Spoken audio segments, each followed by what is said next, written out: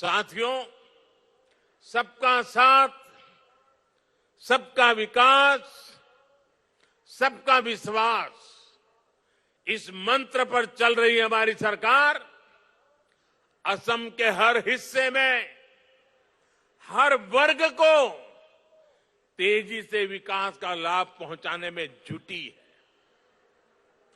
पहले की नीतियों के कारण चाय जनजाति की क्या स्थिति हो गई थी, ये मुझसे ज्यादा आप लोग जानते हैं।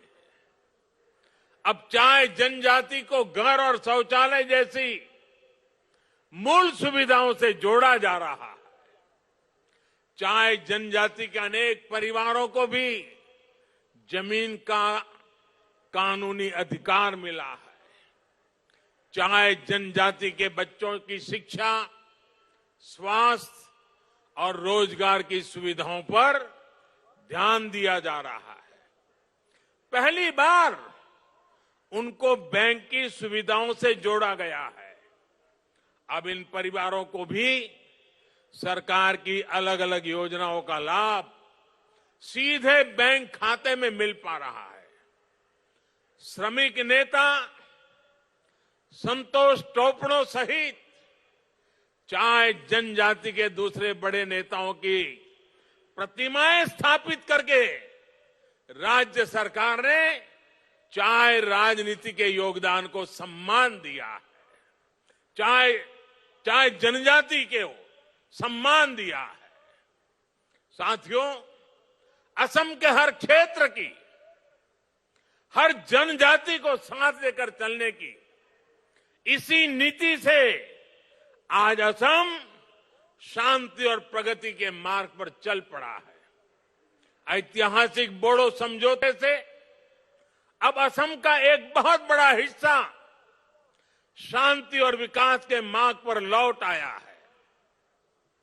समझौते के बाद हाल में बोडोलैंड टेरिटोरियल काउंसिल के पहले चुनाव हुए, प्रतिनिधि चुने गए। मुझे विश्वास है कि अब बोडो टेरिटोरियल काउंसिल विकास और विश्वास के नए प्रतिमान स्थापित करेगी। भाइयों और बहनों, आज हमारी सरकार असम की जरूरतों की पहचान करके हर जरूरी प्रोजेक्ट पर तेजी से काम कर रही है। बीते 6 सालों से असम सहित पूरे नॉर्थ ईस्ट की कनेक्टिविटी और दूसरे इंफ्रास्ट्रक्चर का अभूतपूर्व विस्तार भी हो रहा है, आधुनिक भी हो रहा है। आज असम और नॉर्थ ईस्ट भारत की एक्ट ईस्ट पॉलिसी पूर्वी एशियाई देशों के साथ हमारा कनेक्ट बढ़ा रही है। बेहतर इंफ्रास्ट्रक्चर के कारण ही असम आत्मनिर्भर भारत के एक महत्वपूर्ण सेक्टर के रूप में विकसित हो रहा है। बीते सालों में असम के गांवों में करीब 11,000 किलोमीटर सड़कें बनाई गई है। डॉक्टर भूपेन हजारिका सेतु हो, बोगीबिल ब्रिज हो, सरायघाट ब्रिज हो, ऐसे अनेक ब्रिज जो बन चुके हैं या बन रहे हैं, इनसे असम की कनेक्टिविटी सशक्त हुई है। अब नॉर्थ ईस्ट और असम के लोगों को आने जाने के लिए लंबे मार्ग से और जीवन को खतरे में डालने की मजबूरी से मुक्ति मिल रही है। इसके अलावा जल मार्गों से बांग्लादेश, नेपाल, भूटान और म्यांमार के साथ कनेक्टिविटी पर भी फोकस किया जा रहा है। साथियों, असम में जैसे जैसे रेल और एयर कनेक्टिविटी का दायरा बढ़ रहा है, लॉजिस्टिक्स से जुड़ी सुविधाएं बेहतर हो रही है, वैसे वैसे यहां उद्योग और रोजगार की नई संभावनाएं बन रही हैं। लोकप्रिय गोपीनाथ बोरदोलोई इंटरनेशनल एयरपोर्ट में आधुनिक टर्मिनल और कस्टम क्लियरेंस सेंटर का निर्माण हो, कोकराझार में रूपसी एयरपोर्ट का आधुनिकीकरण हो, बोंगई गांव में मल्टी मॉडल लॉजिस्टिक हब का निर्माण हो, ऐसी सुविधाओं से ही असम में औद्योगिक विकास को नया बल मिलने वाला है।